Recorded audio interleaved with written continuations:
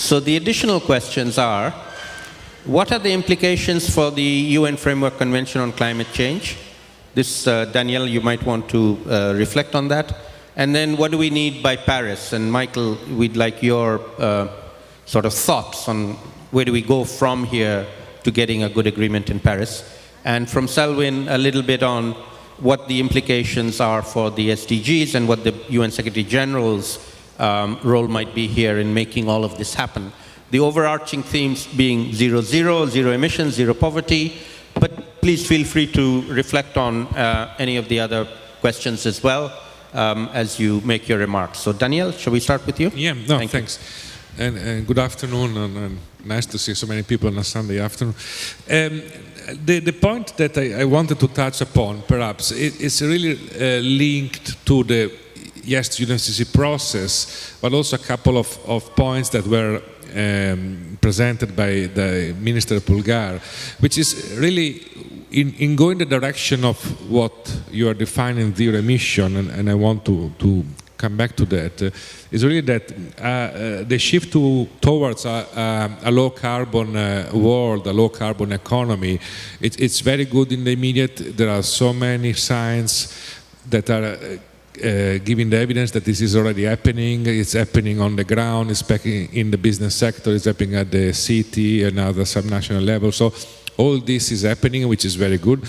But what is really needed is more the long-term vision and the long-term transformation. And as well mentioned, because we are seeing, and that is backed up by the science completely, we are really going to the direction of climate neutrality by the second half of this century. This is what is really needed.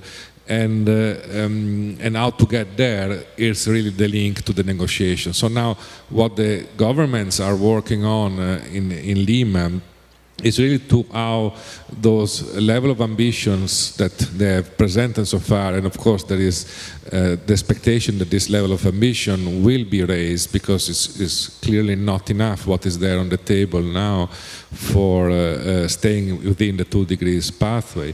But at the same time, this new agreement will look like having a number of goals, like milestones in the near future, complemented by a system of checks over time that we are still on track. And this will be, of course, a challenge, but it has to happen because it's the long term which is really we have to look at, going in the direction of the zero. How this will pan out next year for Paris? Of course, some big players have already come forward with their announcement, USA and China and the European Union. All this is very positive. We have the deadline of the first quarter of 2015 to make sure that the various steps next year will be really a crazy year. I mean, there will be so many negotiation moments between climate change and SDGs. I've seen the schedule for the SDGs now, it's a non-stop, and we will have 4 sessions as well of the climate negotiation. So big pressure on negotiators for sure, especially a small country with a small delegation to cover all these issues. But again, the time is now to push for this ambition in their INDCs, so their intended national direct contributions.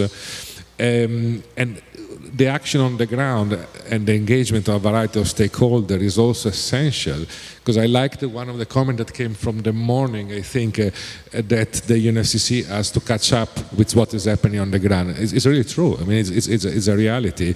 But in fact, the process has opened up the space for taking into account and recognize what has been happening on the ground, which is something that was even unthinkable a few years ago, right? So we have to see it in a very positive way.